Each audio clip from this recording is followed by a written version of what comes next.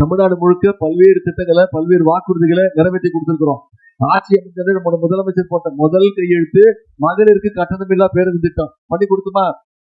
போன சட்டமன்ற தேர்தலில் நம்ம சொன்ன வாக்குறுதியை காப்பாற்றிருக்கிறோம். இன்னைக்கு மகளிர் ஒவ்வொருத்தரும் மாசம் 900 வரைக்கும் சேமிச்சிருக்காங்க. இப்படி பல்வேறு திட்டங்கள். அரசு பள்ளியில குழந்தைகளுக்கு காலை உணவு திட்டம், அரசு பள்ளியில படிச்சுட்டு காலேஜ் படிக்க போனா அவங்களுக்கு கல்வி ஊக்கத்தொகை மாசம் 1000 ரூபாய். இப்போ சமீபத்துல 3 மாதங்களுக்கு முன்பு 10 லட்சம் கல்லூரி மாணவ மாணவிகளுக்கு இலவச லேப்டாப் திட்டத்தை அறிவிச்சு ஒரே மாசத்துல நம்முடைய முதலமைச்சர் அவர்கள் கொடுத்திருக்கிறாங்க. இப்படி பல்வேறு திட்டங்களை நிறைவேற்றிருக்கிறோம்.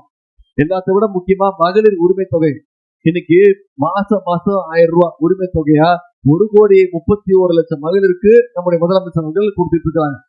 அந்த திட்டத்தை நிப்பாட்டுறதுக்கு அதிமுகவும் பாஜகவும் முயற்சி பண்ணாங்க. நம்முடைய தலைவர் என்ன பண்ணாரு? பிப்ரவரி மாசம், மார்ச் மாசம், ஏப்ரல் மாசம் 3 மாசம் 1000, கோடை கால 2000 5,000 ரூபாய் நம்முடைய முதலமைச்சர் கொடுத்தாங்க. முதலமைச்சர் காலையில 6 மணிக்கு பேங்க்ல பணம் போட்டாரு. மகளிர்லாம் 9 மணிக்கு போய் பணத்தை எடுத்துட்டாங்க. அவ்வளவு ஷார்ப்பு. மோடி அரசு பேங்க்ல மினிமம் பேலன்ஸ் இல்லைன்னு சொல்லி உரிமை தொகையை எடுத்துட்டு போறாங்கன்னு மகளிர் அவ்வளவு ஷார்ப்பா போய் பணத்தை எடுத்தாங்க.